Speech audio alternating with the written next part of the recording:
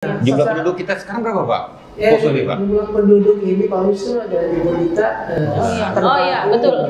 Itu untuk periode semester 1 tahun 2022 itu 249.399 jiwa. Belum cukup, Bu. Ini ya tantangannya luar biasa. Jadi kalau proses DPB-nya kita itu berkualitas, pasti DPT-nya juga berkualitas. Harapan kita ya bagaimana masyarakat itu secara mandiri kemudian punya kesadaran untuk mengupdate terus peristiwa kependudukannya, itu mulai dari kelahiran sampai pindah penduduk, kematian, itu ya kita mau tidak mau tetap menunggu laporan dari masyarakat.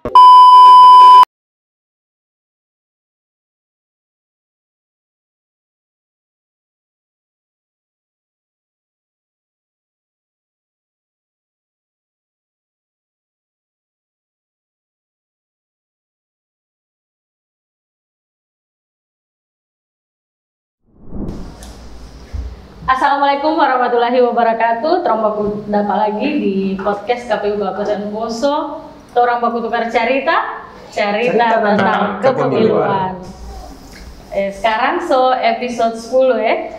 Episode 11. Oh maaf, 11 Pak. Episode 11. Masih belum move on dari episode 10. Baik. Nah, karena ada tamu juga tuh orang hari ini. Oh iya. Ya, ini episode ke-11. Topiknya DPB berkualitas, DPT pemilu berkualitas. Apa ya DPB, DPT, pokoknya yang pasti ada dia punya pemilih-pemilih. Nah, di samping saya ini ada tamu dari tetangga ya, sebelah kantor, dari Dinas Kependudukan dan Catatan Sipil Kabupaten Poso. Nanti Pak Fikri memperkenalkan diri lebih lengkap. Terus ada Pak Wisnu juga, rekan saya di KPU Kabupaten Poso. Nanti beliau juga memperkenalkan diri. Kalau saya sering warawiri di podcast KPU Kabupaten Poso. Ya, silakan Pak Fikri. Baik, terima kasih Ibu Rita, Pak Wisnu, anggota KPU yang saya hormati.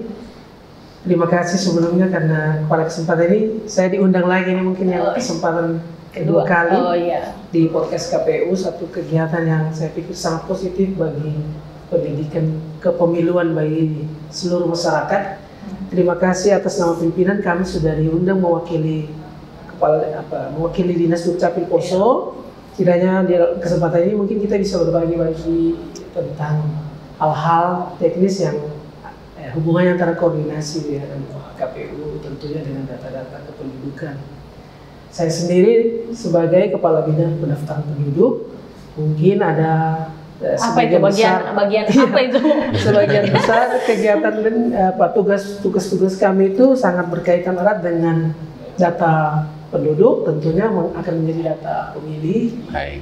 Kami bertugas secara khusus tentang pendaftaran penduduk, mulai dari penerbitan KK-nya, penerbitan NIK-nya, penerbitan identitas biodatanya, sampai ke pindah penduduk dan pencetakan KTP dan kartu identitas anak.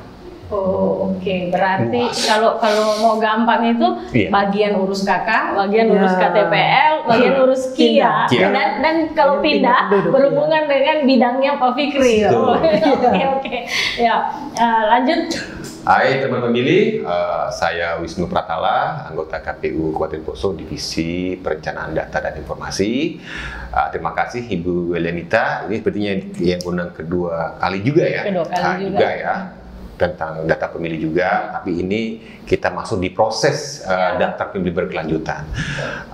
Tugas hampir sama dengan Pak Fikri, tapi kami tidak menerbitkan, tapi kami mendata data pemilih yang telah diterbitkan oleh Dinas Dukcapil dan menatanya dan menjaganya, dan apabila nanti ada proses-proses pemilihan pasti kita akan sampaikan. Gitu. Artinya yang diurusi Pak Wisnu ini soal data pemilih yang berhubungan dengan data kependudukan. Cocok, Bu. Oke. Jadi, nah ini sudah hubungannya dengan DPB berkualitas, DPT pemilu berkualitas. Jadi, nah kalau di episode-episode sebelumnya ya, kemarin juga waktu pertama podcast dengan Pak Fikri itu kita bahas soal bagaimana DPB daftar pemilih berkelanjutan. Karena itu dilakukan di mulai tahun 2021. Bulan Mei 2021. Ya, tahun 2021. Waktu itu kita juga bahas banyak. Betul. Termasuk itu kalau di episode itu Pak, episode perdana ya kalau tidak salah, itu memang viewernya tinggi. Karena orang betul-betul penasaran dengan persoalan data kependudukan dan hubungannya dengan data pemilih. Makanya di kali ini di episode 11 kita bukan mengulang tapi memboboti lagi, mempertegas dan mungkin ada informasi-informasi terbaru yang perlu orang update di sini terkait dengan data pemilih dan kependudukan. Nah, kalau biasanya kan KPU itu saat ini ya sedang proses DPB, daftar pemilih berkelanjutan.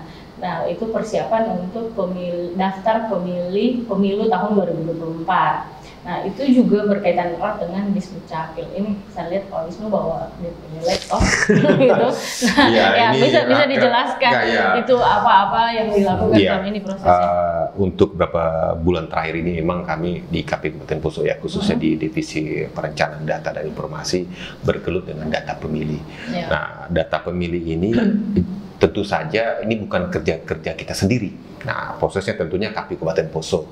Nah, kami sini juga bekerja sama dengan beberapa stakeholder yang di mana tiap triwulan kita bisa mengundang. Ya, Ibu kita tahu sendiri dan Dinas Dukcapil biasa kita undang juga. Rakor ya. Nah, ini kita menitik beratkan kepada data pemilih yang kita akan masukkan dalam daftar pemilih berkelanjutan memang kepada stakeholder Dinas Kependudukan dan Catatan Sipil Poso ya. Dan tentunya proses-proses ini bukan hanya lembaga kita berdua, ada lembaga penyelenggara pemilu lagi Bawaslu, terus juga ada lembaga pendidikan bagian Dinas Pendidikan ya, khususnya di tingkat SMA, pesantren. Nah, kami cukup mendapat bantuan terhadap data penduduk, terutama NIK. Nah, pada prinsipnya kami sangat berterima kasih Bu ya kepada teman-teman di Dukcapil. Kami sering berkoordinasi baik seminggu sekali, kadang tiap bulan untuk kami mendapatkan data dari tingkat bawah, misalnya masyarakat tentunya kami pasti akan sinkronkan dengan kependudukan. Apakah ada betul warga ini, umpama tadi ada yang pindah, terus ada yang meninggal dunia, kemudian ada yang baru calon siswa jadi TNI Polri pemilih, terus ada yang pensiun TNI Polri, kemudian ada yang satu lagi nih lupa ini hak pilihnya dicabut, nah itu juga ada. Nah proses-proses ini hak politiknya dicabut ya. Nah kami selalu berkoordinasi dan antara hubungan kami dengan Dinas Kependudukan Catatan Sipil Poso lumayan baik, tidak ada masalah gitu. Dan makanya kami selalu mendapatkan data terupdate. Nah, memang ada yang kurang sedikit, tapi tetap selalu kami koordinasi gitu. Jadi tadi Pak Wisnu panjang lebar ya, menjelaskan soal apa yang dilakukan selama ini terkait DPB oleh KPU Kabupaten Poso. Terus supportnya Disdukcapil ini juga luar biasa, sehingga KPU merasa sangat-sangat terbantu dan mungkin tidak hanya pengaruh karena bertetangga, tapi memang bersinergi ini istilahnya. Nah, karena data pemilih itu juga penting divalidasi dengan data kependudukan. Gitu. Nah, mungkin Pak Fikri bisa langsung tambahkan gitu ya terkait dengan apa yang dilakukan di Disdukcapil selama proses DPB yang dilaksanakan di KPU. Iya, baik Ibu. Kalau kita di Dinas Dukcapil secara umum sudah saya sampaikan mungkin terkait dengan data kependudukan mulai dari lahir sampai meninggal. Kemudian kalau kita kaitkan dengan tugas-tugas yang mana kita sering koordinasikan dengan KPU Kabupaten Poso, tentunya data pemilih akan bersumber pada data kependudukan. Data pemilih tadi tentu harus data kependudukan yang valid. Yang valid, kita bicara valid berarti data penduduknya itu terdaftar di Dinas Kependudukan dan sebagai penduduk Kabupaten Poso. Ya, itulah tugas-tugas utama kami dimulai dari pendaftaran penduduk, yaitu mereka ada dalam kartu keluarga penduduk Poso. Dikatakan penduduk Poso apabila sudah ada dalam kartu keluarga. Kemudian NIK-nya juga tidak mengalami ganda, tidak merupakan NIK yang masih proses pindah. Jadi kalau proses pindahnya terjadi, kita harus segera dibuatkan kartu keluarga. Kemudian juga yang sering kita koordinasikan dengan KPU terkait dengan data penduduk meninggal. Data penduduk meninggal itu sepanjang misalnya kita tidak mendapatkan pelaporan, ya sepanjang itu juga kita tidak bisa menerbitkan akte kematian. Atau menghapus Pak ya? Iya, menghapusnya. Sehingga di dalam data kependudukan dia masih ada. Iya. Padahal kita mungkin ya dengar sehari-hari sudah meninggal orangnya, tapi kok masih ada. Mungkin juga di dalam proses penetapan DPT nantinya ada. Iya, namanya ada. Biasa kalau KPU itu dapat tanggapan masyarakat. Ini pada proses coklit ya, ini kan orangnya sudah meninggal. Kenapa namanya masih ada lagi? Pemilih. Itu termasuk dengan misalnya pada saat coklit berlangsung atau mutarli itu diumumkan, itu ada tanggapan masyarakat. Biasanya ini kok orangnya sudah meninggal tapi masih ada di data pemilih. Nah, ternyata ini penjelasannya seperti yang dijelaskan oleh Pak Fikri, karena data pemilih itu bersumber dari data kependudukan, maka kalau sepanjang data kependudukannya itu masih ada, masih eksis orangnya, karena persoalan tadi belum dilaporkan bahwa sudah meninggal, belum terbit akta kematiannya, maka tidak bisa juga dihapus di data pemilih. Iya. Makanya kami sering dapat tanggapan masyarakat itu Bu, bahwa ini kan orang sudah meninggal dunia, ternyata penyampaian Pak Fikri demikian. Dan hal itu tidak bisa dilaporkan oleh KPU ya, harus yang bersangkutan atau kami hanya menyampaikan saja koordinasi bahwa betul orang meninggal. Jadi pada kesempatan ini yang mau saya sampaikan, kalau masyarakat itu setiap apa perubahan dalam aktivitas kemudian dalam data kependudukannya itu harus segera dilapor ke kita, termasuk sampai ke Pindah. Terus sebagaimana disinggung Pak Wisnu tadi, misalnya ada yang merubah status pekerjaannya dari Polri TNI kemudian menjadi pensiunan, itu segera dilaporkan ke kita biar kita terbitkan KK dengan status baru atau KTP. Kemudian juga yang beranjak dewasa tentunya kita bisa rekam KTP-nya di atas atau yang sudah lulus pendidikan Polri TNI gitu ya, harus lapor dari yang misalnya posisi siswa, pelajar, mahasiswa gitu, sudah lulus dia harus lapor juga biar kita rubah juga datanya. Jadi dia secara otomatis tidak akan masuk namanya di DPT. Itu mungkin yang pemahaman masyarakat.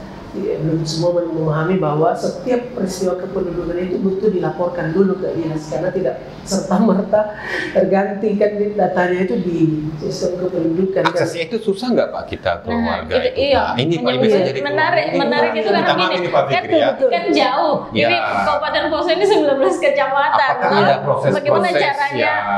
Mungkin hari-hari mau datang di kami proses di KPU Kabupaten Poso juga Bu ya. Kami menyampaikan bahwa proses untuk menjadi daftar pemilih kelanjutan ada aplikasinya membantu. Nah, sekarang kalau di Dukcapil ada nggak ya ini proses mempermudah ini? Kalau di Dukcapil itu ada Pak Wisnu ya. Jadi selain tentunya kita mau menerima pendaftaran penduduk dan lain-lain di kantor dinas, kita juga sekarang punya media untuk online masyarakat melalui inovasi Pondokku. Pondokku itu singkatan dari pelayanan online dokumen kependudukan.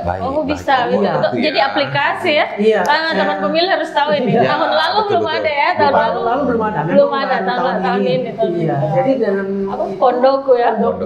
Masyarakat itu bisa mengakses mengurus dokumen kependudukan secara online, tinggal di-upload saja berkasnya.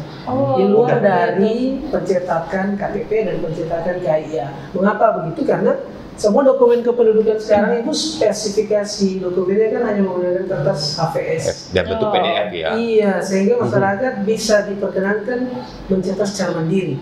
Setelah dia urus ke kita, akan kita terbitkan. Biar kertas HVS sah. Yang penting sudah kalau misalnya mewakilin teman pemilih kalau misalnya saya gitu kan, dokumen kakak saya, KTP elektronik dan KIA itu masih versi lama, gitu ya, yang dalam kartu atau kakaknya itu yang warna biru yang itu ya masih hard copy. Nah itu bisa nggak diganti atau itu masih berlaku nggak begitu? Iya, sebenarnya kalau dia tidak terjadi perubahan data kependudukan di dalamnya, masih sah. Oh, masih sah, masih sah. berlaku Iya, ya? masih berlaku. Tetapi biasanya ada sedikit saja perubahan, misalnya pendidikan anak. Oh, yang dulunya iya. belum sekolah, sekarang Sudah. ya, Sekolah. Oh, itu dilapor juga. Iya, kita laporkan kembali, dia update. Iya, Karena iya. itu izin saya ingin menambahkan itu termasuk dalam gerakan nasional GISA, Gerakan Indonesia Sadar Akbiluk, salah satunya kesadaran tentang kepemilikan dokumen dan kevalidan data. Berarti, Jadi kalau ada perubahan, lapor, kita buatkan baru. Gitu. Ada lapor mandiri dari sebenarnya istilahnya. anaknya misalnya tadi TK, sekarang SD, SD, lapor. Nah, iya. setelah SD ke SMP lapor lagi. Iya, Oh, biar gitu. berubah. Nah, tapi Berubah supaya di tidak statusnya. setiap perubahan itu harus ke Dukcapil lewat aplikasi. Iya, siap. Oh, oke. Baik. Nah, itu. Kecuali bikin KTP elektronik dengan KIA. Iya. Iya, karena itu secara fisik belangkonya berbeda dengan yang tadi dokumen KK. Jadi Terus orang kan harus belangkonya difoto kan? belangkonya tidak dimiliki masyarakat umum sehingga harus kita cetak. Oh, cetaknya di Dan Dukcapil. juga iya seperti tadi Bu, untuk perekaman ya harus difoto di kantor. Iya, Nggak iya. bisa merekam online Pak gitu. Mungkin nanti, mungkin nanti. Kalau mungkin Kia ya, Pak. bisa, kalau Oh, Kia kalau bisa. Kia bisa. Bicara tentang Kia, kartu identitas anak berarti dia umur 0 sampai 0 bayi baru lahir sampai 17 tahun kurang 1 hari. Oh. Itu masih bisa karena dia tidak direkam biometrik coba. Ah. Tidak direkam sidik jari, Cukup mata, dikirim cukup aja. foto saja. Iya, dan akte iya, kelahiran iya. dia. Terus kalau apa kartunya itu muncul di mana atau Nah, perlu itulah diambil atau kartunya dalam itu bentuk soft ya mau copy? tidak mau Soft file? seperti saya bilang sendiri harus ya? dicetak. Tetapi ini saya sedikit bocoran ini. Oh, bocoran. Kan ini akan ada digital ID. Digital ID itu untuk pengganti KTP, bukan pengganti sih sebenarnya. KTP dalam bentuk digital. Digital. Oh, iya, oke, betul. oke.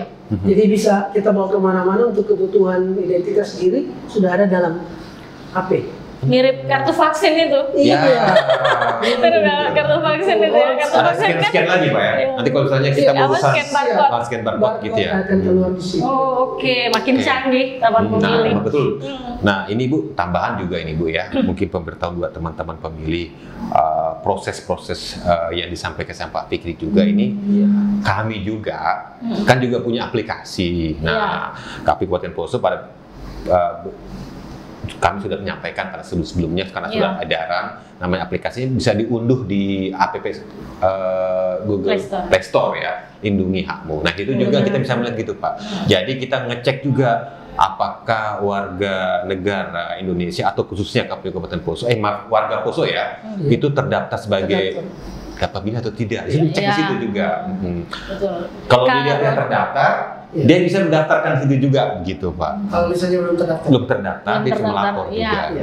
bisa merespon di situ. Iya, Ada menu tanggapannya. Betul, tanggapan. Gitu. Jadi sebenarnya kita mempermudah ya. Iya. Nah, sekarang tinggal masyarakat yang proses mandiri untuk melapor sebenarnya. Sambil basis mumpung ini tahapan permit gitu, ada juga mengecek data pemilih itu juga kita mau bisa mengecek di fitur yang lain. Betul. Itu untuk keanggotaan partai politik. Iya. Ya, jadi kita sekarang jauh lebih mudah ya prosesnya Daripada mereka Jadi, datang ke iya, kantor KPU gitu. Poso ya. Betul.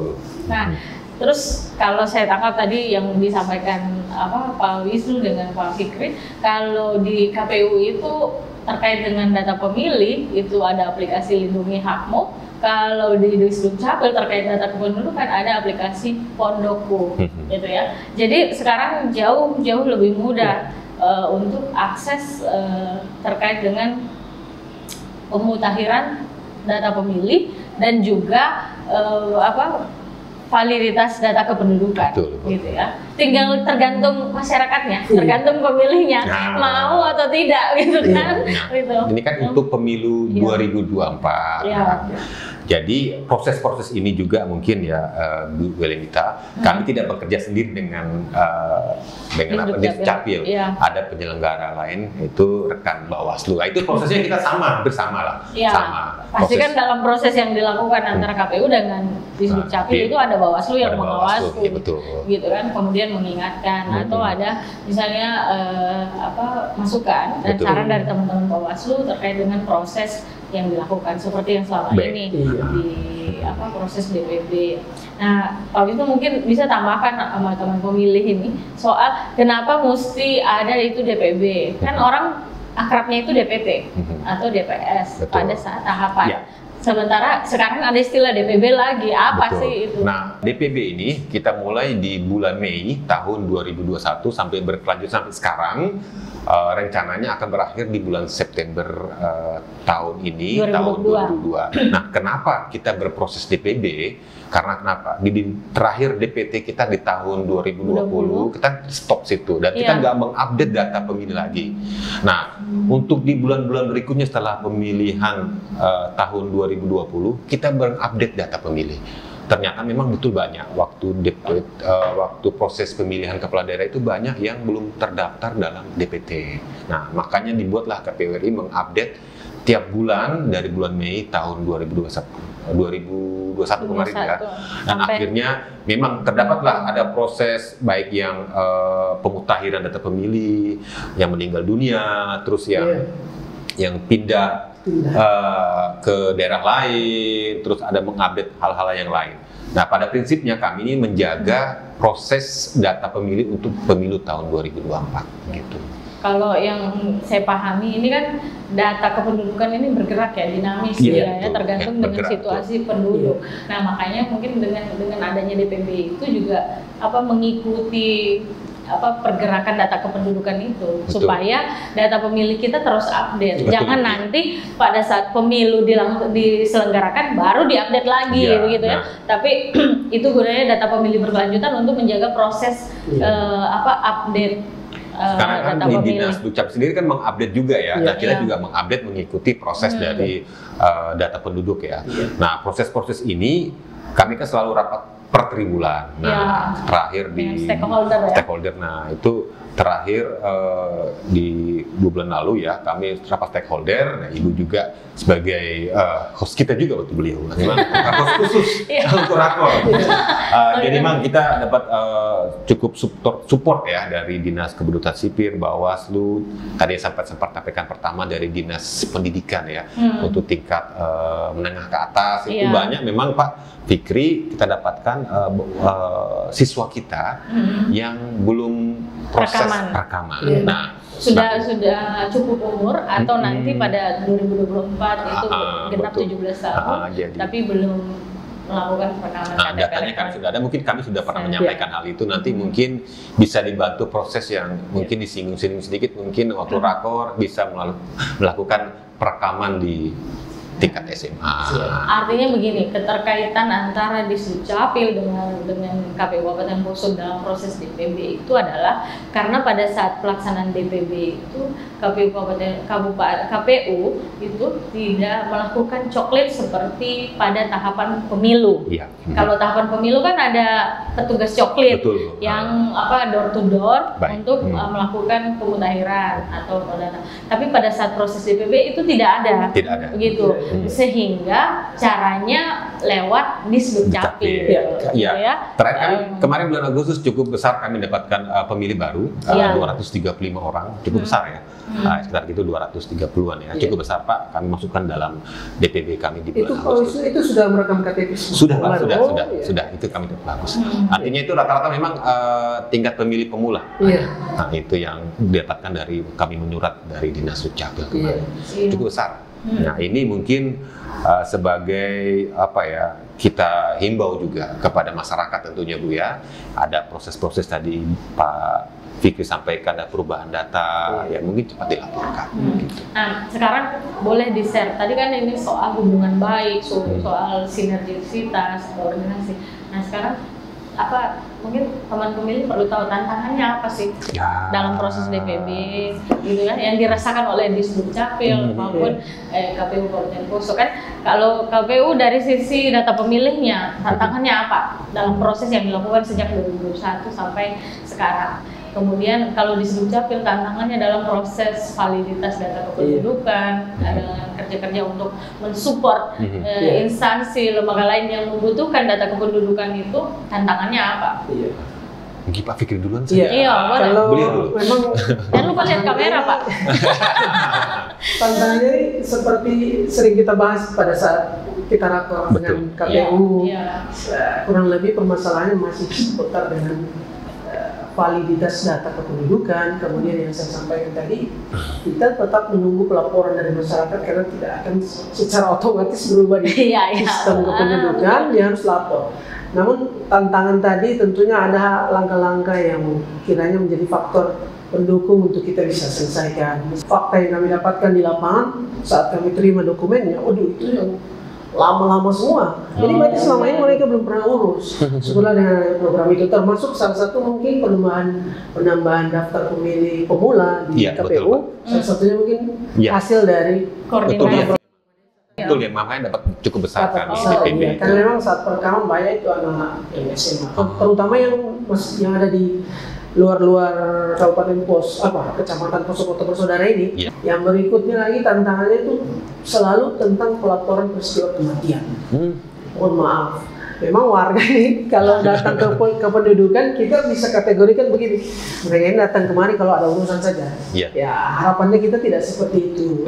Apabila terjadi kelahiran, kematian, segera dilapor biar kita sama-sama bisa memperbarui data kependudukan mereka bisa memiliki yang terbaru. Melapor itu bisa diwakilkan tidak? Melapor bisa diwakilkan. Mohon izin Ibu, jadi yang tidak bisa diwakilkan itu hanya perekaman KTP.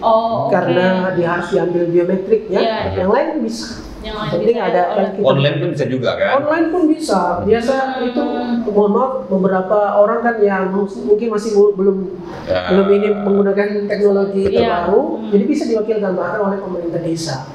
Bisa memfasilitasi. Kalau yang tadi saya sebut kematian tadi, saya sampaikan lagi ada berikut juga program Ibu Bupati, program pemerintah daerah yang cukup membantu dalam pemutahiran data kematian itu, yaitu lewat santunan duka. Santunan duka melalui dinas sosial, apabila penduduk meninggal bisa mendapatkan santunan tentunya di luar PLS TNI Polri. Nah, salah satu syarat dari penerbitan pemberian santunan duka tadi adalah akte kematian. Sehingga dengan sendirinya orang mengurus tadi data kematiannya sudah kita update di sistem kependudukan, sehingga sedikit banyak akan membantu terhadap kualitas data, kemudian update data terbaru. Karena kalau misalnya ASN atau pensiunan Polri TNI itu kan pasti dengan mudah mengurus akte kematian karena memang penting mereka butuhkan. Tapi kalau penduduk yang misalnya petani, nelayan yang di luar dari pekerjaan profesi yang yang membutuhkan akta kematian penting untuk pengurusan pensiunan itu memang jarang yang proaktif untuk mengurus akta kematian. Padahal akta kematian itu penting untuk mengupdate data kependudukan kita. Jumlah penduduk kita sekarang berapa, Pak? Jumlah penduduk ini Pak Wisnu ada di Bonita. Betul. Itu untuk periode semester 1 tahun 2022 itu 249.399 jiwa. Belum cukup, Bu. Belum cukup ya. 249.399 jiwa. Kenapa belum cukup, Pak? Ini kita tantangan ke depan ini. Itu mungkin ada proses-proses tadi yang mungkin belum terdata sebagai penduduk Poso, Pak Wisnu. Misalnya kalau terkait dengan itu, misalnya penduduk pindah. Penduduk pindah itu dia pindah ke Kabupaten Poso, sudah punya surat pindah dari luar, tapi belum dilapor ke kita. Itu sama saja. Posisinya menggantung. Bukan warga yang asal lagi, tetapi belum jadi warga Poso. Iya betul. Kami sering temukan permasalahan tadi saat mereka lapor, misalnya terkait dengan data kesehatan BPJS. Saat mereka dirawat, kemudian membuat BPJS. Kami cek NIK-nya rupanya masih penduduk luar, sehingga baru diurus saat dia masuk rumah sakit, fasilitas kesehatan lainnya. Jadi kita baru tahu, dia ternyata sudah ada surat pindah, tetapi selama ini belum dilapor ke Dukcapil, maka belum terdata lah dia di penduduk Poso. Sehingga itu angka tadi mungkin akan bertambah kalau seandainya proses-proses tadi secara sadar, validitas data kependudukan secara sadar sudah dilapor ke kita. Ini diingatkan kita harus bayar lagi. Yel dulu. Orang baku tukar cerita tentang kepemiluan. Nah, kalau setelah bayar sudah datang dari gue. Pak Fikri. Saya menyinggung sedikit, Bu, tadi artinya sebelum saya menyampaikan tantangan dan harapan yang Karena KPU tadi kenapa saya bilang belum cukup? Ini kan tadi 249.000 ya, 399. Nah, kenapa saya kan belum cukup? Ya kan ada warga yang bertanya, Pak, kira-kira Poso ini ada penambahan kursi nggak? Nah, karena proses itu berhubungan juga. Data kependudukan dengan penentuan dapil dan kursi itu berhubungan. Itu berhubungan. Jadi kalau bertambah, kita wakilnya juga bisa bertambah, begitu ya. Jadi kan tadi ada syarat-syarat yang diatur dalam undang-undang, gitu kan. Jadi kalau ada terjadi penambahan, mungkin di sesi berikutnya kita akan bahas detailnya. Tapi di-spill dulu bahwa kenapa data kependudukan itu penting dengan urusan-urusan kepemiluan. Pertama soal data pemilih, kedua soal penentuan wakil-wakil yang ada di DPRD, soal kursi. Betul, mungkin juga bukan akta kematian juga diterbitkan, itu akte kelahiran juga yang agak prosesnya lambat. Jangan nanti pas mau sekolah baru dibuat. Bikin akta Nah, itu kan tidak tercatat, Pak Tan. Sebenarnya kalau itu tercatat bisa lebih dari 249.000 mungkin ya. Kalau akte kelahiran mungkin secara tidak terlalu berpengaruh terhadap data karena yang berpengaruh adalah NIK. NIK-nya ya. Untuk akte kelahiran hanya berupa pencatatan peristiwa kelahirannya. Tapi memang menjadi syarat bila masuk sekolah. Itu urusan-urusannya juga ada. Kalau misalnya anak gitu kan, dia tidak serta-merta punya NIK kan, begitu lahir. Nah, pemberian NIK itu ketika dia mencatatkan kelahirannya saat dia dibuatkan dalam kartu keluarga. Oke. Dan itu masuk otomatis sebagai jumlah penduduk penambahan. Nah, tunggu dulu, supaya putus Pak. Kalau dia mau masuk di kartu keluarga, pasti harus dibuatkan akte kelahirannya. Surat keterangan kelahiran dulu. Oke. Berarti berarti surat keterangan. Berarti harus dicatat di KK, baru kemudian dia secara otomatis memperoleh NIK dan jadi penduduk. Oke. Jadi bertambahlah penduduk kita lagi ya. Ini catatan untuk teman pemilih. Kenapa penting sekali mengupdate, memperbaharui atau melaporkan perubahan data kependudukannya, termasuk kayak pindah. Nah ini terkait pindah kan ada istilah nanti kalau memilih itu namanya pindah memilih. Atau ketika muncul DPT dan nama-nama di TPS itu atau data pemilih yang ada di TPS, biasanya ada yang komplain, kenapa saya di TPS 1 misalnya, padahal saya ini jauh dari TPS 1 gitu. Itu harusnya dipahami bahwa cek dulu KTP elektroniknya. Jangan-jangan pernah berdomisili di dekat TPS 1.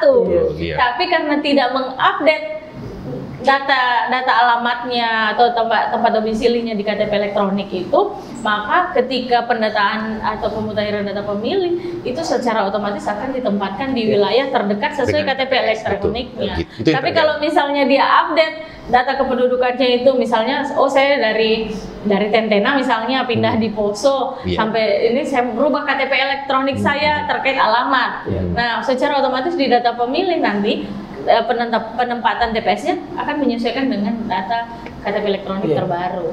Begitu. Jadi bukan karena misalnya kita sewenang-wenang menempatkan orang di TPS yang jauh dari tempat domisilinya. Tetap berpatokan pada data kependudukannya. Begitu kira-kira. Ini ya tantangannya luar biasa. Tapi tadi sudah disampaikan ada beberapa solusi terkait dengan kemudahan-kemudahan yang diberikan bagaimana dengan update teknologi hari ini itu masyarakat, teman pemilih bisa lebih mudah memperbaharui atau memberi tanggapan terkait dengan data pemilih dan juga data kependudukan, gitu ya. Nah, sekarang harapan ke depan, kita mau pemilu 2024. Sekarang tahapannya sudah mulai nih, sedang proses. Sebentar lagi itu sudah masuk tahapan pemutahiran data pemilih untuk pemilu 2024. Jadi kalau proses DPB-nya kita itu berkualitas, pasti DPT-nya juga berkualitas. Nah, ini yang sedang diupayakan oleh KPU. Nah, kira-kira harapannya, kalau Pak Fikri apa harapannya, Pak Wisnu apa harapannya? Dan saya juga akan menyampaikan harapan saya. Pak Fikri lagi dulu. Boleh atau pakai sambil makan dulu. Saya mau minum dulu. Ya, barangkali kalau dari kita di Dinas Dukcapil, sebagaimana yang kita bahas tadi dari awal, harapan kita ya bagaimana masyarakat itu secara mandiri kemudian punya kesadaran untuk mengupdate terus peristiwa kependudukannya, itu mulai dari kelahiran sampai pindah penduduk, kematian, itu ya kita mau tidak mau tetap menunggu laporan dari masyarakat. Cuma memang seperti tadi kita sudah memudahkan proses-proses tadi, baik secara kita di inovasi kita yang ada di Dinas Dukcapil Poso maupun secara nasional juga memang sudah dimudahkan, termasuk dengan penerbitan kartu keluarga dan akte itu yang menggunakan kertas HVS. Itu sudah sangat memudahkan masyarakat. Bahkan sebenarnya tidak kita lagi kertas harapkan khusus ya. kalau kita mau bicara harapan kita ya, ke depan kita bisa menggunakan link ataupun kerjasama dengan pemerintah desa, biar masyarakat itu tidak perlu datang ke dinas, cukup di desa. Nah, tapi itu memang sementara kita bangun, kita mulai biasakan pemerintah desa itu menggunakan pendoku. Ke depan untuk kita akan ya. iya, biar mereka yang fasilitasi lah warganya. Mungkin ada yang satu dua yang mungkin belum bisa menggunakan teknologi ataupun tidak tersedia sarananya, tapi di desa bisa. Nah, itu semua kita tapi pakai smartphone bisa kan? Smartphone bisa, karena dia akan masuk ke email. Iya, karena yang penting terkoneksi dengan internet. Internet, iya. Itu kita sudah sering bincang-bincang dengan para kepala desa, di mana setiap desa itu kan pasti ada menyediakan internet di desa, di kantor minimal. Ya. Jadi dengan fasilitas tadi mungkin bisa membantu atau memudahkan masyarakat itu tadi berurusan dengan kita. Karena dengan adanya inovasi-inovasi tadi sudah sangat memudahkan masyarakat. Sayang sekali kalau tidak dimanfaatkan untuk pengupdatean data. Karena mohon maaf, secara umum data kependudukan bukan hanya digunakan pada saat pemilu, pada saat yang lain, juga saat masuk sekolah, saat pengurusan di bank, pengurusan di asuransi dan lain-lain. Semua hal itu membutuhkan data, termasuk data pemilih. Pemilih, jadi saya cocok tadi dengan yang Ibu Lita bilang, kita mengupdate data pemilih tadi harus selalu sinkron dengan data kependudukan. Makanya itu tahapan DPB ini sudah sangat membantu juga terhadap data kependudukan. Iya, mungkin itu harapan-harapan kami. Kalau Pak Wisnu, nah, teman pemilih, kalau kami juga pasti punya tantangan, Bu, ya. Hampir sama lah tantangannya dengan Dinas Kependudukan dan Catatan Sipil Poso, karena masyarakat masih belum mengupdate secara administrasi ya, baik terutama yang pindah terus yang meninggal dunia. Nah, itu kan kami harus dapatkan datanya, utama NIK. Nah, kalau seandainya meninggal dunia, ya kita hapus. Tapi itu harus ada laporan dari Dinas Dukcapil. Nah, terus pindah juga. Ternyata itu ada juga kemarin, ada yang pindah, ternyata dia belum melapor ke daerah tujuannya, masih terdaftar sama kita. Itu tantangan DPB itu luar biasa. Jadi kami mau menghapus, tidak bisa mengganti sistemnya. Nah, jadi harapan kami, mungkin Pak Fikri, apabila mungkin ada titipan juga ini, apabila ada bertemu dengan stakeholder tingkat pemerintah desa, kami titipkan juga lah. Artinya kami bisa cuap-cuap sedikit, membantu proses untuk data pemilih ini. Jadi mungkin bisa dibantu, Bu, ya. Nah, harapan kami juga, insya Allah ya di bulan Oktober ya 2022 kita proses pemutahiran data pemilih. Nah, tolong bantu kami, mungkin sebelum proses ini teman pemilih bisa mengupdate data kependudukannya. Gitu, supaya proses pemutahiran data pemilih lebih mudah dan lebih valid dan lebih berkualitas. Dan juga apabila memang ingin mengecek apakah saya terdaftar dalam data pemilih atau tidak, teman pemilih bisa mengecek di aplikasi Lindungi Hakmu, bisa download di aplikasi Android. Minta maaf ini untuk aplikasi sistem Apple belum bisa, iOS belum bisa, belum ada. Di browser browser di laptop atau PC bisa juga. Nah, dicek NIK, asal kalau memang kita tidak terdaftar, kita bisa melapor mandiri. Nah, ini mungkin yang menjadi tantangan juga pada saat proses DPB itu adalah minimnya tanggapan masyarakat. Padahal itu kita sudah sosialisasi berulang-ulang menyampaikan agar mengisi tanggapan masyarakat itu tidak mesti datang ke kantor KPU Kabupaten Poso, cukup mengisi link yang ada di pengumuman atau penyampaian di media sosial dan website, itu bisa dari rumah. Tapi dari proses hampir sudah setahun ini, itu ya, tanggapan masyarakat yang disampaikan langsung itu masih sangat rendah ya. Jadi sebagian besar data itu kami peroleh dari update data kependudukan yang ada di Disdukcapil. Nah, dan juga ini tangkap bola istilahnya. Kita ini apabila ada warga yang dari sebelah merekam, misalnya kita tangkap merekam langsung ya. Iya Pak. Oh iya, kita minta fotonya boleh, KTP-nya kita masukkan data pemilih ya. Yang itu ngecek atau ternyata cek dulu sudah terdaftar atau bisa kayak begitu Pak. Minta maaf ini Pak Fikri, biasanya kita kadang-kadang karena baku tetangga ini ya. Ada yang kita kenal atau misalnya kita prosesnya gitu aja, gitu. Ya bagaimana?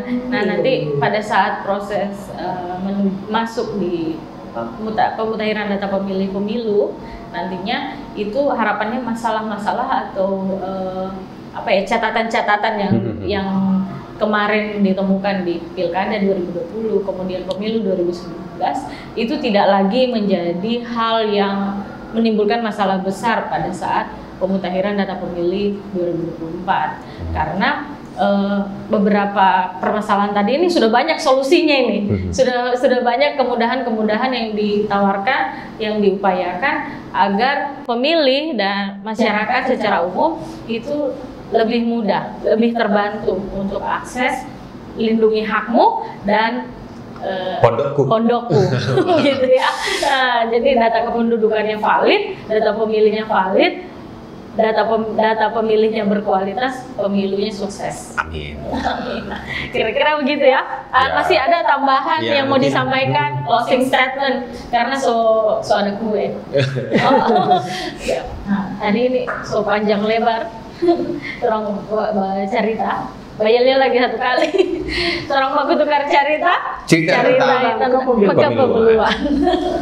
Nah, jadi memang sejak episode 10 kemarin itu ya lihatnya sedikit berubah karena orang masuk di tahapan pemilu 2024. Jadi orang tukar cerita sekarang cerita tentang kepemiluan. Nah, di akhir podcast ini perlu ada closing statement. Apa yang mau disampaikan oleh Pak Fikri, Pak Wisnu terkait dengan ke depan persoalan mewujudkan DPT yang berkualitas untuk pemilu 2024. Silakan, Pak Fikri dulu. Pak Fikri yang kedua, Pak Wisnu dulu. Iya, nah teman pemilih untuk proses nanti kami di DPT Pemilu tahun 2024 kami mengajak teman pemilih khususnya warga Kabupaten Poso, mari proses data pemilih ini dengan mengupdate proses-proses data kependudukannya supaya kami bisa masukkan dalam DPT nanti yang minimal mulai dari sekarang Oktober 2022 ini kita ada proses mutarli dan jangan lupa apabila ada proses meninggal dunia, proses pindah ke daerah lain, tolong diupdate supaya kami bisa mengupdate-nya dalam daftar pemilih. Pesan saya, terima kasih. Pak Fikri, iya, baik. Seperti ini yang sudah disampaikan awal tadi, secara umum kami dari Disdukcapil Poso menghimbau kepada masyarakat agar semua dokumen kependudukannya itu tidak perlu kita menunggu satu momen-momen tertentu atau ada sesuatu urusan tertentu. Tentunya kita harapkan bagaimana masyarakat itu secara mandiri terus mengupdate data-data kependudukannya sebagaimana program nasional Gerakan Indonesia Sadar Apindo. Salah satu kesadaran yang ingin dibangun yaitu sadar akan kepemilikan dokumen kependudukan. Tadi sudah kami sampaikan di awal, semuanya sudah mudah, kami permudah, bahkan secara nasional juga dipermudah. Segala dokumen-dokumen itu bisa dicetak mandiri, kemudian kita fasilitasi dengan inovasi-inovasi sehingga bisa dilayani secara online. Dan yang perlu diingat, semua dokumen kependudukan itu gratis, tidak ada yang dipungut biaya. Sehingga itu gratis. Harapannya ya tidak susah lagi masyarakat itu berurusan. Yang susah justru kadang menjadi persoalan ya biaya untuk bepergian dari rumah ke kantor. Namun dengan adanya dari inovasi tadi, saya pikir itu bisa dieliminasi. Bisa lebih mudah. Mungkin itu harapan-harapan kita sehingga nanti ke depannya data kependudukan bisa valid, data kependudukan bisa update, sehingga berpengaruh juga terhadap data pemilih. Baik.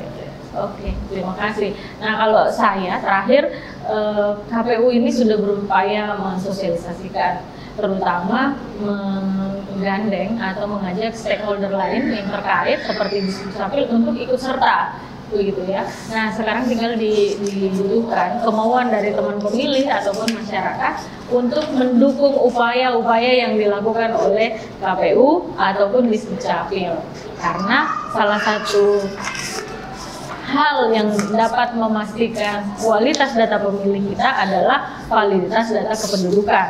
Nah, bagaimana soal validitas data kependudukan itu tergantung dari teman pemilih dan masyarakat.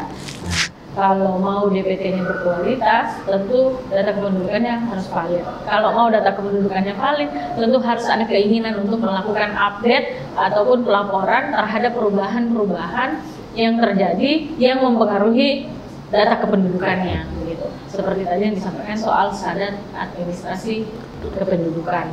Nah, salah satu yang perlu didorong untuk pemilu 2024 ini adalah lindungi hakmu. Bahwa yang melakukan perlindungan terhadap hak pemilih itu bukan hanya KPU atau penyelenggara pemilu, tetapi juga teman pemilih itu sendiri. Jadi kalau sudah bisa mengakses lindungi hakmu secara baik di website maupun di aplikasi untuk Android, smartphone, itu bisa memberi tanggapan apabila misalnya belum terdaftar, seperti itu. Karena satu suaramu menentukan masa depan Indonesia. Bertambah penduduk, bertambah kursi. Bertambah kursi. Oke, iya. Terakhir, Terong Bayal untuk penutup. Orang baku tukar cerita tentang kepemiluan. Nanti Terong baku dapat lagi di podcast episode berikutnya dengan topik lain yang menarik seputar kepemiluan. Terima kasih. Wassalamualaikum warahmatullahi wabarakatuh. Jangan lupa hari Rabu 14 Februari 2024 Hari Kasih Suara. Oke, terima kasih.